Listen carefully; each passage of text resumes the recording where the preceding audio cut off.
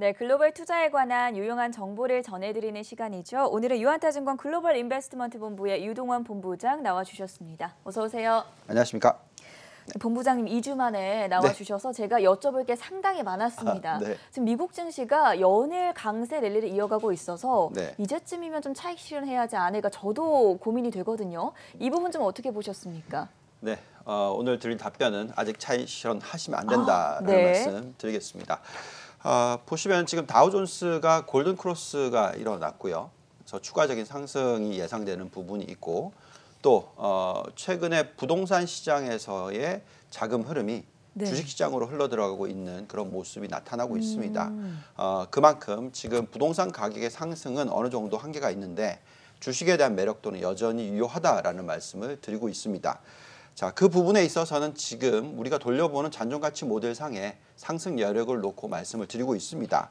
지금 코로나19 사태가 일어났기 때문에 주식에 대한 매력도가 떨어지는 것이 아니냐 이런 우려가 있긴 하지만 우리가 들여다보면은 물론 매력적이지 않은 업종도 있습니다만 네. 전체적으로 놓고 보면 아직까지는 매력도가 상존한다라는 말씀을 드리겠습니다. 지금 보면은 S&P 500 개념으로서 지금 어저께 상승한 폭을 좀 제외하고 보면 어느 정도 상승 여력이 있느냐라고 보시면 8.2% 정도의 상승 여력이 상존한다라고 나타나고 있습니다. 근데 더 중요한 것은 우리가 계속 얘기하고 있는 나스닥. 그죠? 네. 나스닥은 뭐 연일 고점을 돌파를 하고 있는데 아직까지도 지금 S&P의 2배 수준인 18.5% 정도의 상승 여력을 가지고 있다라고 말씀을 드리겠습니다. 그래서 여전히 아직까지는 포트폴리오 상에서 성장주 위주의 투자가 유효하다는 말씀을 계속 드리고 있습니다. 방금 말씀해 주셨지만 나스닥 지수가 나흘 연속 사상 최고치를 경신했습니다. 이런 가운데 팡이나 마각 같은 이런 대형 성장주들 투자 계속 좀 유효하다고 봐도 될까요? 네. 저는 뭐 철저하게 모델을 믿는 사람이다 보니까 네. 제가 만드는 숫자가 아니기 때문에 그 모델을 의존한다면 네, 그렇습니다. 아직까지는 팡이나 마각 종목들에 대한 추천을 더 적극적으로 하고 있고요. 가장 중요한 것은 아까 말씀드렸듯이 S&P보다는 나스닥이 매력이 있다고 말씀드렸잖아요. 네. 근데 나스닥보다는 나스닥 안에 있는 100기업이 더 좋아 보입니다. 지금 잔존가치 모델상의 상승 여력을 보면은 21%가 넘는다라고 네. 말씀을 드리겠고요. 그래서 결국은 대형주 위주의 투자가 더 유효하다라는 말씀을 드리고 있습니다. 자, 그렇다면 그 대형주 중에 가장 대장들인 팡이나 마갓에 대한 상승 여력을 한번 짚어보겠습니다. 지금 보면은 페이스북이라든지 애플 저희가 좋아하는 종목들인데 최근에 급등을 하는 모습 보여주고 그쵸. 있죠. 그렇지만 아직까지도 페이스북 같은 경우에는 한 40% 이상의 상승 여력을 가지고 있고 특히 애플 같은 경우에 심지어 저는 테슬라를 좀 일정 부분 차익 실현하고 애플을 사자는 얘기까지 해드렸었는데 아직까지 많이 올라왔는데도 불구하고 63%나 상승 여력이 있다라고 나타납니다. 네.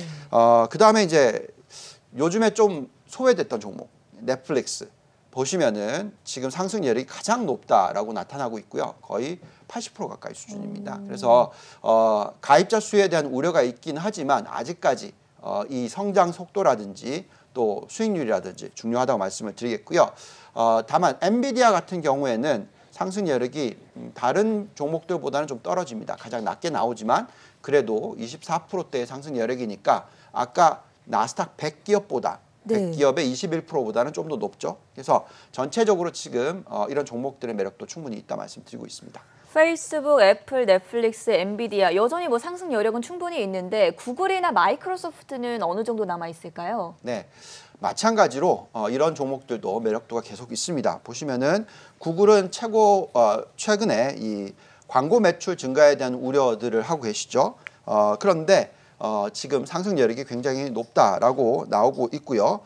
지금 40%대 이상이라고 나오고 있습니다. 여기에 또 마이크로소프트는 클라우드 산업에 대해서의 우려가 있었는데 요즘에 틱톡 얘기 많죠. 그렇죠. 인수한다는 얘기가 나왔었죠. 네, 그러면서 지금 매력도가 점점 올라오고 있는데 거의 한 60% 정도의 상승 여력이 있다라고 나타나고 있습니다.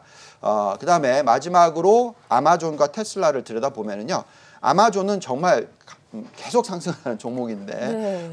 지금 뭐 지난 5년간의 상승폭이 어마무지하죠. 어쨌든 지금 아직까지도 50%대 이상의 상승 여력이 남아 있다라고 나오고요.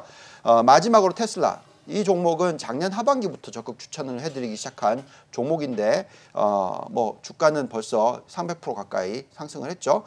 근데 아직까지도 또 지금 실적이 나오면서 그 실적을 반영해 보니까 다시 상승 여력이 한 30%대 있다라고 나옵니다. 그래서 전체적으로의 성장 대형주들의 이 매력도 순서를 좀 말씀을 드려보면 넷플릭스, 애플, 마이크로소프트, 아마존, 구글, 페이스북, 테슬라, 엔비디아 순으로 이렇게 8종목들을 계속적으로 좀 적극 추천하고 있다 말씀드리겠습니다. 최근에 너무 많이 올라서 차익 실현해야 하지 않을까 고민하셨던 분들은 방금 전에 나갔던 표를 이렇게 캡처하셔서 넷플릭스, 애플, 마이크로소프트 순으로 앞으로 추가 상승 여력이 더 많이 남아있다는 점을 좀 꼼꼼하게 확인을 해보시면 좋을 것 같습니다. 이어서 최근에는 또 신재생 에너지 시장을 주목하고 계신다고 들었는데 이 부분에 대한 진단도 좀 들어볼까요? 네, 최근 뭐 일주일 사이에 계속 얘기를 해드리고 있습니다. 좋은 것은 어저께 보니까 미국 시장에 이 종목들이 조정을 좀 받았어요. 네. 그래서 오히려 진입하기 좋다라는 말씀을 드리겠고 작년 하반기부터 테슬라에 대해서 얘기를 많이 했다라고 말씀드렸잖아요. 같이 얘기를 나눴었죠. 그렇죠. 지금 근데 2020년 하반기에는 어떤 업종일까라고 생각해 봤었을 때 대체 에너지 업종이 상당히 중요하다라고 말씀을 드리고 있습니다. 자, 신재생 에너지 부분에 있어서는 제가 한 3년 전부터 계속 얘기를 해드렸었는데 네. 어떻게 보면은 이 얘기에 복병을 만났던 게 트럼프 대통령의 당선입니다. 트럼프 대통령은 뭐 아시겠지만은 신재생 에너지보다는 셰일가스, 석유, 이 화석 연료 쪽에 더 우호적인 사람이죠. 네. 자, 이 부분을 보시면은 과거에 이 친환경 합의를 깨면서까지 이 환경에 대해서는 신경 안 쓴다는 얘기를 계속 해왔죠. 그래서 그런 부분이 시장의 상승을 좀 더디게 만들었다라고 얘기를 할 수 있습니다. 그렇지만 지금 최근에 나오는 유럽 쪽의 코로나19 이후의 적극적인 부양 정책을 보시면 네. 대부분 다 환경을 중요시하는 그런 위주의 성장을 추구한다라고 말씀을 드리겠고요. 자, 이렇게 되면은 유럽과 중국이 대부분 다 친환경적인 성장을 유지한다면 미국도 쫓아갈 수밖에 없을 것이다라고 예상을 하고 있습니다. 자, 그래서 지금 이 석유의 수요를 한번 보시면은 테슬라가 전기차 시장의 규모를 많이 전체 시장의 규모가 커지면서 네. 자동차 시장의 마켓셔, 시장 점유율을 크게 차지하게 되면서 석유 시장의 수요 부분에 있어서는 좀 줄어들 수밖에 없겠죠.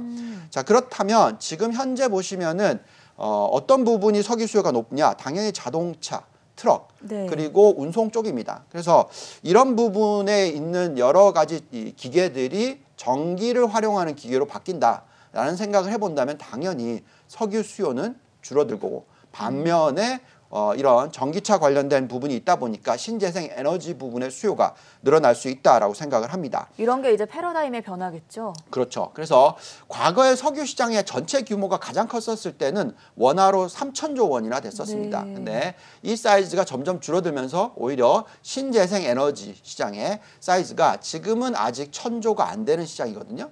근데 앞으로 10년 동안에 석유 시장의 규모만큼 커질 수도 있다라는 부분을 감안해야 된다 말씀드리고 있습니다. 그렇다면 신재생 에너지 업종과 관련해서 향후에 어느 정도 오를 거라고 전망하십니까? 네. 자, 이 부분은 정답은 없어요. 네. 그렇지만 오를 것 같다라는 게 정답입니다. 그건 확실하다. 네. 그래서 지금 보시면은 시장 규모에 있어서는 신재생 에너지 규모가 지금 아까 말씀드렸듯이 1,000조가 안 된다고 말씀을 드렸잖아요. 네. 근데 2025년이 되면은 약 1,800조 원 정도로 시장은 예상을 하고 있습니다. 근데 제 개인적인 의견은 지금처럼 테슬라의 시장 점유율이 빠르게 올라가는 상황이면 아마도 이 시장의 규모가 2,000조 원 정도까지 성장하지 않을까라는 기대를 가지고 있습니다. 만약에 2,000조 원 정도까지 간다고 생각한다면 지금 현재의 이 신재생 에너지 관련 모든 시가총액을 다 더해보면 네. 200조 원 정도밖에 안 되는 것 같아요. 그래서 아직까지 뭐 우리가 흔히 얘기하는 1배, 2배 올라갈 게 아니라 그거에 뭐 공을 하나 더 붙인 정도의 상승 여력이 나오지 않을까라는 그런 기대를 합니다. 제가 가장 좋아하고 있는 이 업종 중에서 태양광 쪽에 관심을 가지고 있는데 여기에 가장 대표적인 ETF는 TAN이라는 게 있어요. 네. TAN이라는 주가를 보시면은 저기 나와 있듯이 태양광에 대한 관심이 많았을 때 주가가 큰 폭으로 상승을 했다가 선을 쭉 그어 보면은 지난 몇 년간, 지난 한 4년 정도는 굉장히 수익률이 안 좋다가 네. 최근에 올라오고 있죠. 이게 트럼프 대통령과 연관이 있다고 생각하시면 되겠습니다. 그래서 지금 뭐 물론 대선은 어떻게 될지 모르겠으나 기본적으로는 이제 이 신재생 에너지에 대한 투자, 특히 태양광에 대한 투자도 적극적으로 일어날 것이기 때문에 우리는 이런 시장에 관심을 가지셔야 된다 말씀드리고 있습니다. 본부장님, 가장 마지막 중요한 질문입니다. 그럼 어떻게 투자를 하면 좋겠습니까? 네. 자, 바이오 종목 투자할 때도 종목 고르기 어렵다고 말씀드렸잖아요. 네. 그래서 이럴 때는 종목 고르기가 정말 어렵습니다. 그래도 종목을 투자하고 싶으시면 종목 하나가 있는데 DQ라는 종목, 다초 뉴 에너지라는 이 또 중국 기업입니다. 네. 그래서 신재생 에너지 중에서 태양광 관련해서는 폴리실리콘 생산인데요. 태양광 관련해서는 아직까지 중국이 가장 선두다라고 말씀을 드리겠습니다. 전에도 뭐 여러 종목들 말씀드렸잖아요.